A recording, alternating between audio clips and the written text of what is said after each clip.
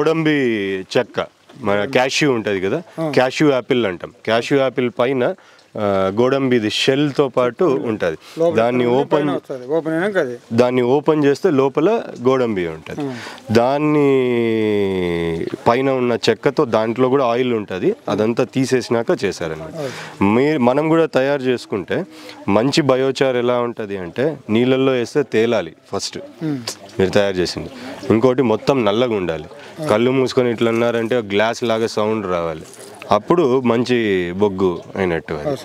ఇలాంటి బొగ్గు ఇట్లే నేలలోకి వేస్తే ఇది దీనికి చాలా ఆహారం. ఇందాక సార్ చెప్పినట్టు భోంచేసేసిన ఉన్న ఫుడ్లు తినేసిన దీంట్లో ఏమీ లేదు. దీంట్లో అంటే ఇది చాలా హంగ్రీ, డ్రై ఏముండదు దీంట్లో. సో ఇది డైరెక్ట్గా వేసేస్తే చెట్టుకి పోవాల్సిన సారం ఇది లాక్కునే అవకాశం ఉంటుంది. సో అందుకు మేము ఇక్కడ మా దగ్గర ఉన్న వాటితో ఏం చేస్తాము అంటే అక్కడ బయోగ్యాస్ ప్లాంట్ ఉంది చిన్నది. మా దగ్గర ఉన్న ఆవుల దగ్గర నుంచి తయారయ్యే పేడ అంతా కలిపేసేసి దాంట్లోకి వేస్తాం. అదంతా వచ్చిన స్లరీని అదంతా నిండినప్పుడు ఒక 15-20 బ్యాగులు బొగ్గు తెచ్చేసేసి బాగా కలిపేసేస్తాం స్లరీతో. ఇలా వస్తే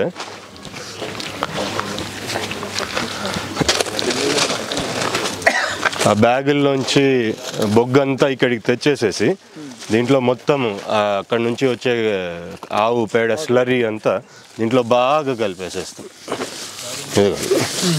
ఇంకా బాగా ఇప్పుడు దీని ఆకలి బాగా తీరుతుంది. ఆ తర్వాత తీసుకుపోయి ఒక 15 రోజులు ఇలాగే పెడతాం. మినిమం 15 రోజులు పెడతాం. దాంట్లో ఆల్రెడీ వాటర్ ఉంటుంది. ఇప్పుడు ఇది స్లరీ అన్నమాట.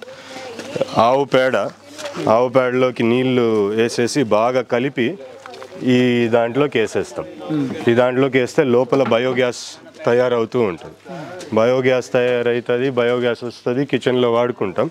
ఇటువైపు నుంచి స్లరీ వస్తుంది. స్లరీ వచ్చి అంతా దీంట్లో పడుతుంది. నెలకు ఒకసారి ఇది నిండుతుంది మాకి. సో అప్పుడు నెలకు ఒకసారి ఇది నిండినప్పుడు ఈ స్లరీ అంతా తెచ్చేసి బొగ్గులో బాగా కలిపేసి అలా పెట్టేస్తాం.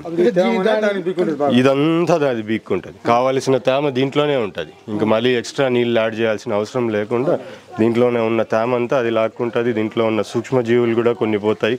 అనారోబిక్ బ్యాక్టీరియా ఇక్కడ నుంచి తయారైన వస్తాయి. మళ్ళీ కలుపుతాం కాబట్టి అక్కడ మళ్ళీ ఏరోబిక్ కండిషన్స్ కూడా తయారవుతాయి. న్యూట్రియంట్ అంతా దీంట్లో ఉన్న న్యూట్రియంట్ అంతా అది లాక్కొని పెట్టుకుంటుంది. ఇది బకెట్లతో తీసుకోవడము, వేయడము. ఇప్పుడు అది ఖాళీ అవుతుంది. అది ఖాళీ అయితేనే అదంతా తీసేసి బ్యాగుల్లో పెట్టేసేసి వాడుకుంటాము. ఎవరైనా అడిగారు అంటే పంపించేస్తాము. కొత్త బ్యాగులు తెచ్చి అక్కడ ఓపెన్ చేయడము, బకెట్లతో వేయడము, బాగా కలపడము. 15-20 రోజులు మినిమం. ఇది ఎందుకంటే క్వాలిటీ కూడా మంచి క్వాలిటీ బయోచార్. దీని ఆకలి ఇంకా ఎక్కువ ఉంటుంది. సో మినిమం 15-20 రోజులు అలా పెట్టి మళ్ళీ కొంచెం ఆరినప్పుడు తీసేస్తాం. ఆరినా కూడా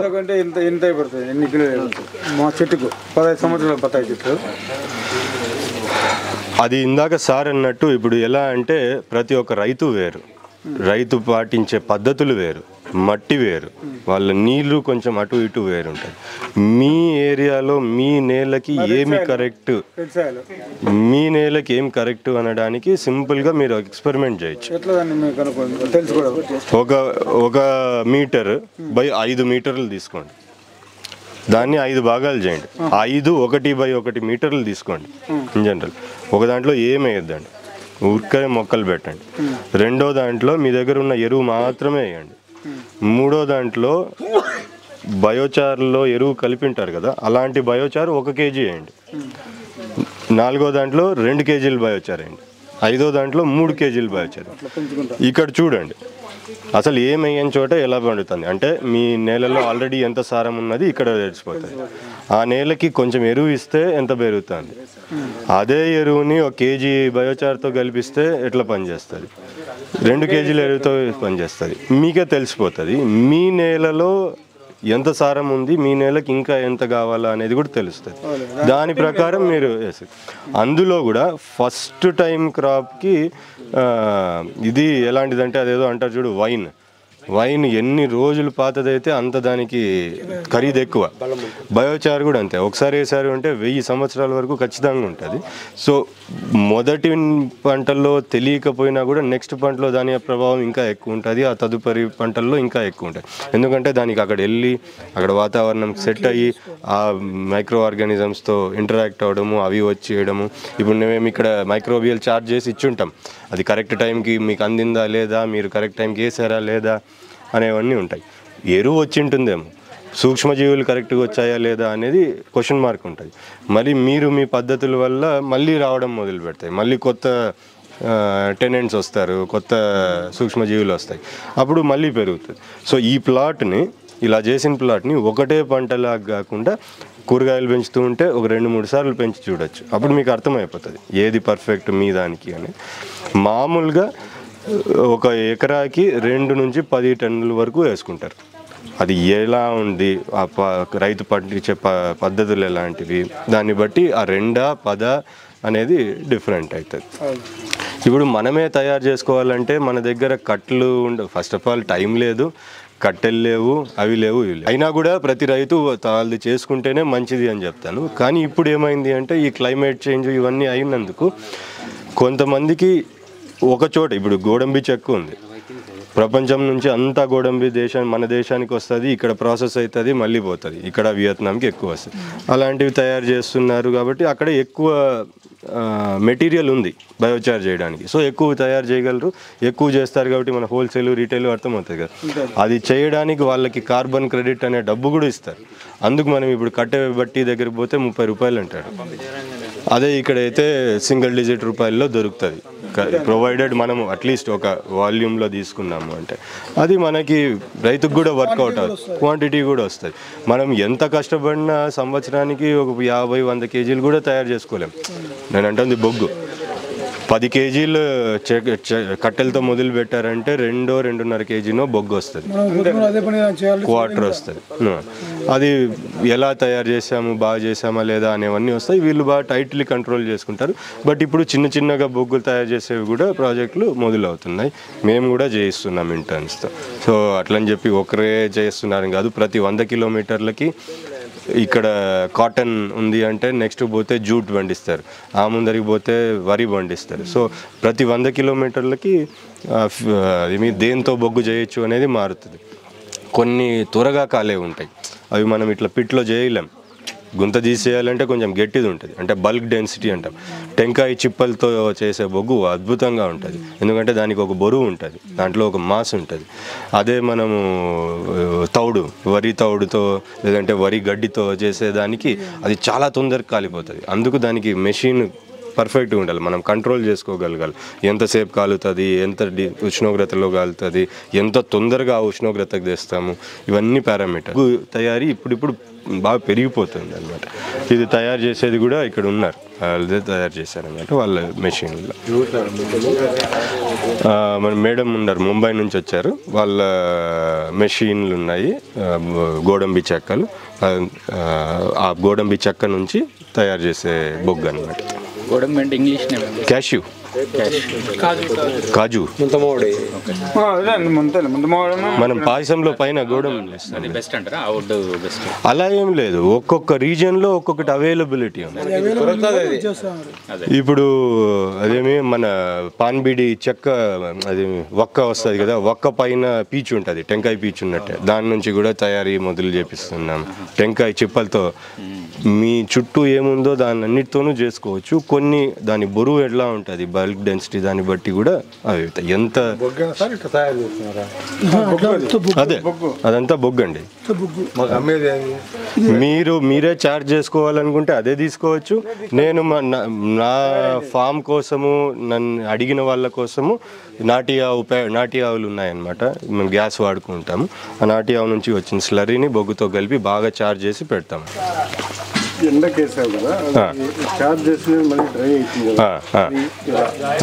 సో నీడకి చేసుకుంటే ఇంకా మంచిదే. బట్ ఒకవేళ ఎండకైనా కూడా ఇప్పుడు పైన ఉన్నది కూడా తీసుకొని ఓపెన్ చేస్తే, ఇందాక సార్ చెప్పినప్పుడు లోపల కొంచెమన్నా ఉంటుంది అనమాట. అందులో ఇందాకే నేను ఇలా చేత్తో తోడాను చూడండి, కింద మళ్ళీ తేమ ఉంది. సో బొగ్గి ఎట్లాంటిదంటే మనము పైన ఒక్కటి ఎండిపోయి ఇంకా అసలు ఏమి లేదనుకుంటాము, కొంచెం తీసి కింద చూస్తే మళ్ళీ తేమ ఉంటుంది.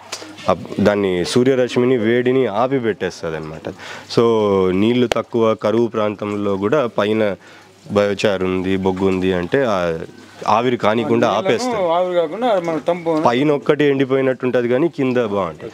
ఇది మళ్ళీ ఒకసారి కలిపేసామంటే ప్రొద్దున చూడాల్సింది, మంచు అంతా పడ్డాక ఈ కలర్ నల్లగా ఉన్నింది, ఇప్పుడు కొంచెం తెల్లగా కనిపిస్తుంది. బత్తాయి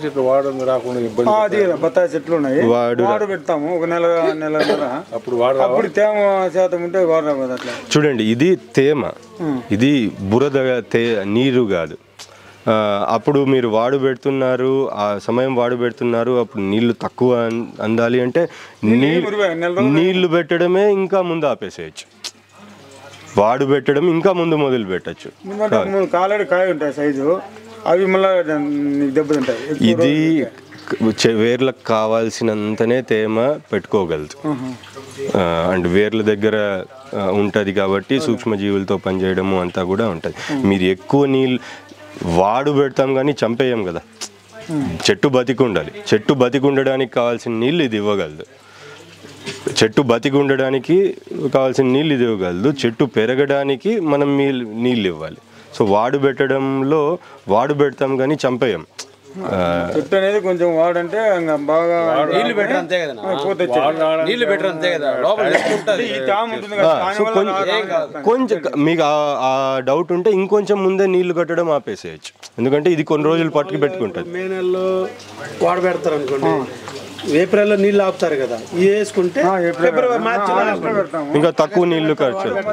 సో మీకు కొన్ని చూడొచ్చు, ఆల్రెడీ అర్థమవుతుంది. కొన్నిటికి ముందే ఆపేసేయండి, కొన్నిటికి లేట్గా ఆపేసేయండి. ఏది మీరు అనుకున్నట్టు వాడుబడుతుందా లేదా అనేది చూడండి, రిజల్ట్ చూడండి. కొన్ని చెట్లకు వాడి చూసి రిజల్ట్ చూస్తే, కొన్ని చెట్లకి తొందరగానే నీళ్లు కట్టడం ఆపేసేస్తే మీకు దానికి దీనికి తేడా ఏమైందంటే ఈ వర్షాలు పడతాయి, అప్పుడు మరి తామర ఇంకా ఇప్పుడు మళ్ళా ఆరిపోరు కదా. ఇప్పుడు మనము లడ్డు చేసేటప్పుడు ఎలా చేస్తాము అంటే ఫైనల్ తీసుకొని ఇట్లా అంటాం, అప్పుడు ఉంట కట్టాలి కానీ కింద ఏమీ రాకూడదు. అలాంటిది ఇది. దీంట్లో బురద తయారు కాదు, ఆరిపోయేది ఆరిపోతుంది. దీనికి ఇప్పుడు లిమిటెడ్ కెపాసిటీ, అంటే దీని కడుపు నిండాక ఇది దానికంటే ఎక్కువ తీసుకోలేదు అన్నమాట. సో వాడు ఇది కూడా పడుతుంది పైన. ఇప్పుడు పైన అంతా వాడిపోయినట్టే కదా, లోపల ఎక్కడో తేమ ఉంది. చెట్టుకి నిజంగా కావాలనుకున్నప్పుడు కొంచెం తేమ అందుబాటులో ఉంటుంది. వాడు పెట్టాలనుకుంటే కొంచెం ముందే కట్టేసేది. అందులో ఇప్పుడు దీంట్లో ఒక్కటే కూడా విత్తనం నాటచ్చు, జరుగుతుంది. బట్ మట్టిలో ఇది కలిపి మళ్ళీ వేస్తాం కాబట్టి అంత డిఫరెన్స్ ఉండదు. మీకు అలా డౌట్ ఉంటే ఇంకొంచెం ముందే నీళ్లు కట్టడం ఆపేసి వేర్ల దగ్గర ఉంటే చాలా బాగా పనిచేస్తుంది. సరిపోతుంది.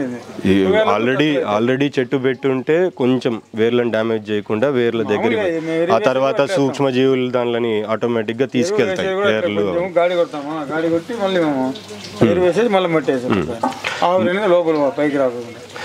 విత్తనం మొలకెత్తే దశ నుంచి దానిలో వేర్ల దగ్గర బయోచార్ ఉందంటే అది చాలా బలంగా వస్తుంది.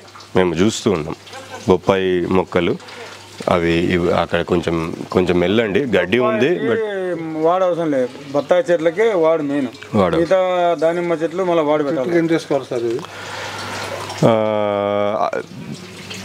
ఏ చెట్టు ఏ దశలో ఉంది వాటన్నిటి బట్టి కొంచెం అటు ఇటు ఉంటుందండి. మీరు సేమ్ నేనైతే అలా అంట, ఎందుకంటే అలా మీ మట్టి ఎలా ఉంది, మీ అదేలా ఉంది, దాన్ని బట్టి ఒకదానికి 2 వేసి చూడండి, ఒకదానికి 4 వేసి చూడండి, దేనికి ఎట్లా జరుగుతుందో దాన్ని బట్టి మీరు ఎక్స్ట్రాపులేట్ చేసుకోవచ్చు అన్నమాట. ఇది మామూలుగా చార్జ్ చేసుకోవడం అండి, అంటే అది బయోచార్ అంటే జస్ట్ బయోచారు, దాన్ని బాగా కలిపి వాడుకోవాలి. మీ దగ్గర దాన్ని జస్ట్ కాలుస్తారు అంతే. ఓకే, ఆ బొగ్గుని తీసుకొని దాంట్లో కౌడంగ్ స్లరీ కలుపుతున్నాం. ఇప్పుడు మేము ఇంకొన్ని యాడ్ చేస్తున్నాం, ఇంకా కొన్ని beneficial bacterias, trichoderma, mixed Pseudomonas చాలా ఉన్నాయి. ఇవన్నీ ఒక్కొక్కటి బ్లెండ్స్, మీరు 100 రకాల బ్లెండ్స్ చేయొచ్చు, మీరే ఒక బ్లెండ్ తయారు చేసుకోవచ్చు. ఇంకోటి మామూలుగా మనం కొన్ని మైక్రో న్యూట్రియంట్స్ ఉంటాయి, అవి కరెక్ట్ టైంలో కరెక్ట్గా అందించాలి మనం. ఆ వాటిని దీంట్లో చేసి పెట్టామంటే చెట్టుకు కావాల్సినప్పుడు అది రెడీగా చేస్తున్నాం. ఇంకా కొత్త ఫార్ములాస్ కూడా వస్తున్నాయి, ట్రయల్స్లో ఉన్నాయి. బెస్ట్ మేము ఇప్పుడు రెడీమేడ్గా ఇచ్చేది అయితే కౌడంగ్ స్లరీని బాగా మన బయోచార్లో కలిపేసి బాగా చార్జ్ అయ్యేకి టైం ఇచ్చి ఆ తర్వాత ఇది రెడీలీ అవైలబుల్. ఇంకొన్ని ఫార్ములాలు డెవలప్ చేస్తూ ఉన్నాం. కావాల్సిన మైక్రో న్యూట్రియంట్స్, కావాల్సిన మైక్రో ఆర్గానిజమ్స్ అన్నీ ఇంట్రడ్యూస్ చేస్తూ ఉన్నాం. అవన్నీ కూడా రెడీ అవుతాయి. సో ఇదొకటి.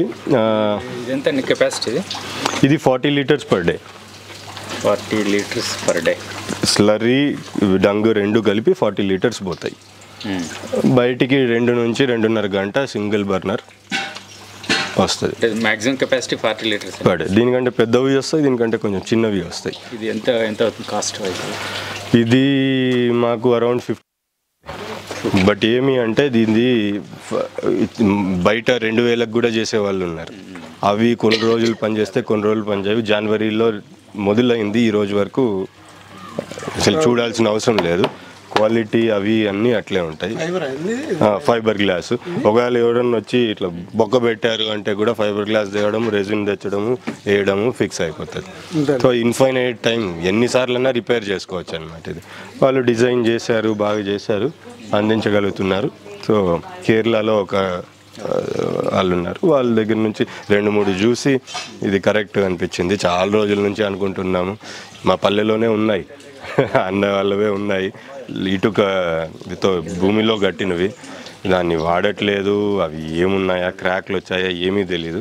రేపు రొద్దున ఇక్కడ లేదు అంటే దీన్ని తీసేసి ఆ డబ్బాలో వచ్చింది, ఇది ఆ డబ్బాలో పెట్టేసి మళ్ళీ ఎక్కడికన్నా కూడా తీసుకెళ్ళచ్చు అనమాట. అది అంటే పని చేస్తుంది అనే కాన్ఫిడెన్స్ ఉంది, చెడిపోదు అనే కాన్ఫిడెన్స్ ఉంది కాబట్టి ఇంకా అది తీసేసుకున్నాం. ఇది ఎక్కడి నుంచి? కేరళ నుంచా? కేరళలో డిస్ట్రిబ్యూటర్లు ఉన్నారు వీళ్ళవి. నేను మళ్ళీ మీకు కాంటాక్ట్ నెంబర్ ఇవ్వగలను. వాళ్ళు మీకు ఇప్పుడు ప్రైజ్లు ఏమి అనేదంతా చెప్తారు. తర్వాత ఇస్తాను, నేను చూసి ఇవ్వాలి, నేను తర్వాత ఇస్తాను. మీ దగ్గర ఉన్నాయి అంటే ఇంకా మెల్లమెల్లగా గ్యాస్ రేట్లు కూడా పెరుగుతాయండి. అదేదో ఇక్కడే తయారు చేసుకోవడం మంచిది కదా. ఈ గ్యాస్ కూడా రావడానికి ఎంత కాలుష్యం అవుతుంది అంటే ఎల్పిజి గ్యాస్ మన ఇంటికి, అదంతా మనకు తెలియదు. సబ్సిడీలు ఉన్నాయి. ఇప్పుడు యూరియా ప్యాకెట్ అసలైన రేటు మనకు దొరికే రేటుకి చాలా వ్యత్యాసం ఉంది. అది మన రైతుని అది ఆలోచించు అనడం అంత అది కాదు, బట్